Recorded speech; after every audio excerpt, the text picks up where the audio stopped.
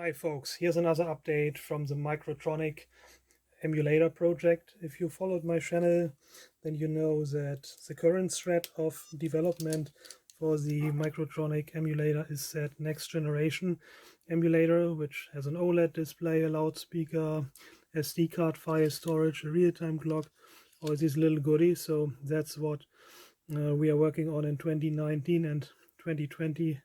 Actually, sorry, 2020 and 2021. So, and there's also the second generation Microtronic emulator project, which is basically the same firmware in a different packaging. It installs into a real Bosch Microtronic console, and it's of course designed and developed by Frank de Jager and Manfred Hanf. And you can see the second generation Microtronic emulator in some of my other videos. But so that's really the recent work. Originally, it all started with a simple Arduino-based emulator in 2016, which is, you know, almost 5 years from now. So, and back in the day, I just used an Arduino R3 and then one of those cheap, I should say inexpensive LED+KEY modules from China, which you can get for $5 on eBay.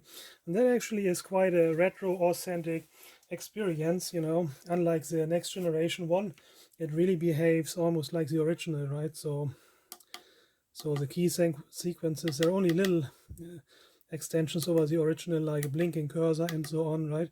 But overall, the experience, how you program it in a hex code, and you have that 7 segment retro LED display, is quite authentic experience, right? And so I put that project basically aside for a number of years, basically. And I mean, what's running in the next generation, second generation emulator is basically the same machine code interpreter, right? But other things have changed drastically, different display, different hardware, and so on.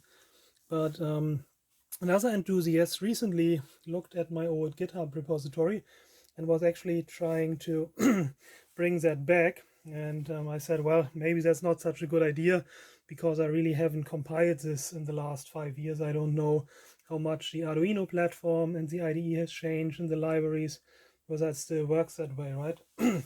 So I was surprised to learn that the old source code was still compiling flawlessly, and that you can still get the 2016 version to run on the modern Arduino IDE and hardware. So that also then convinced me to give it or motivated me to give it a second shot, basically. So I recreated that from my old design in 2016.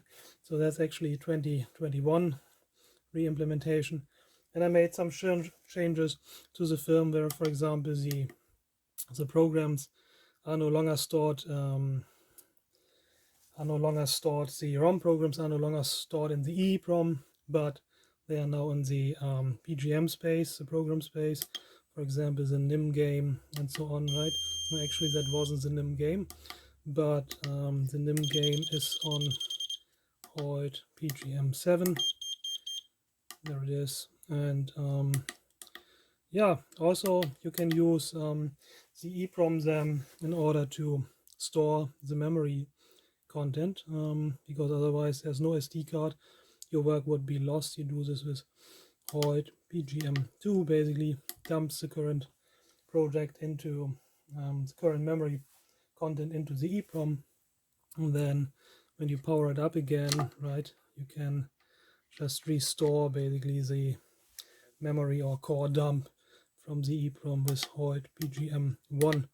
So last thing I loaded there was the NIM game. So there it is again from EEPROM, right? So yeah, so I was surprised that it still all worked. And then I figured, okay, so why not make a PCB for this one as well, rather than having these maker space, basically Arduino module and the LED+KEY module. Really try to bring it on an on a printed circuit board, like I did for the next generation, right? And make it a self-contained PCB. One issue is that the driver chip here, the LED+KEY driver chip, the EM1638 is only available as an SMD chip. And I always shied away from doing SMD surface mount device soldering, right? So, but I figured, okay, one of my new year's resolutions is actually to learn SMD soldering. So I figured it might be a good idea to actually try to bring this onto an SMD technology printed circuit board, right? But before doing this, then I decided, okay, I really need to basically re-engineer first the LED and key module. Thanks God, all the schematics are online on the web. And then I created this prototype breadboard, basically, just to make sure that I can correctly reconstruct, basically, the LED and key module and also the other things, right?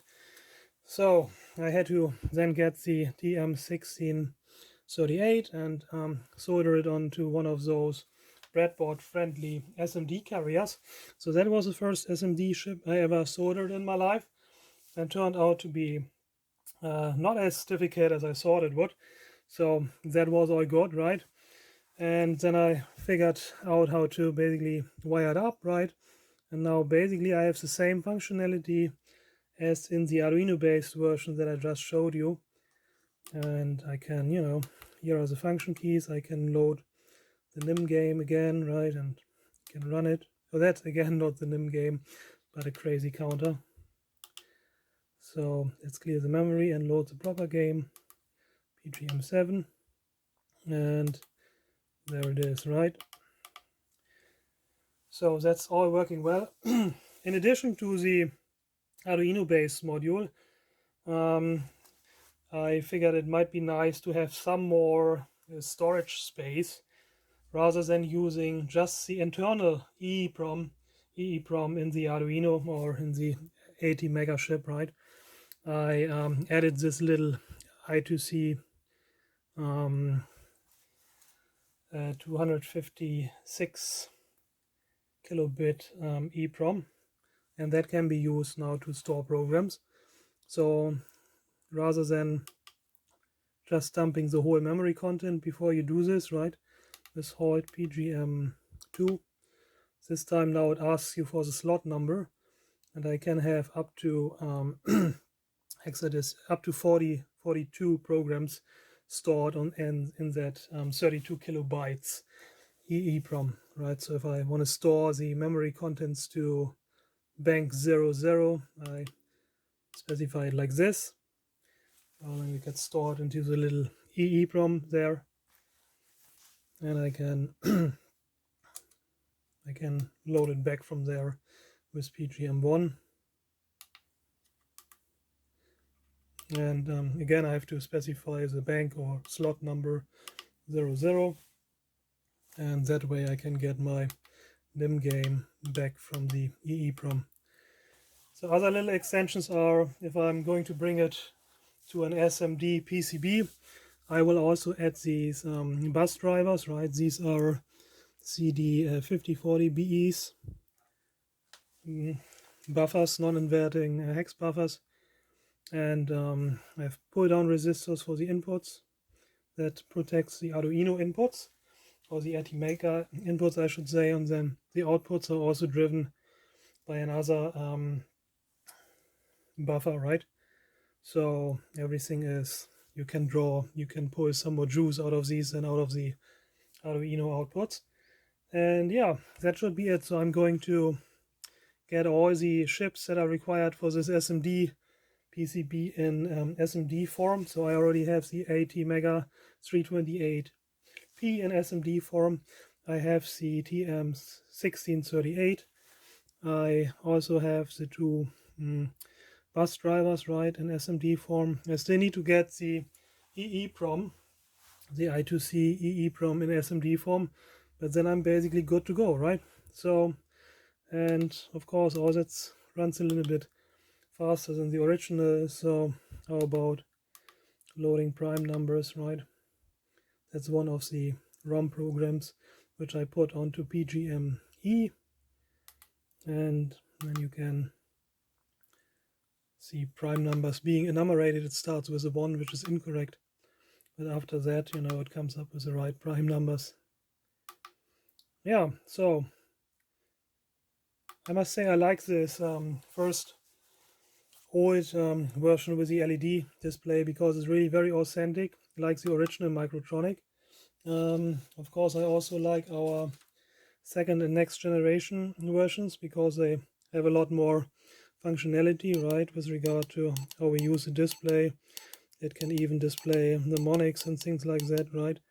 But overall, I mean, I think this is still one of my favorite versions, so I'm looking forward to now making the SMD PCB, and yeah, let's see how it goes, right? I'll keep you updated. Thanks for watching.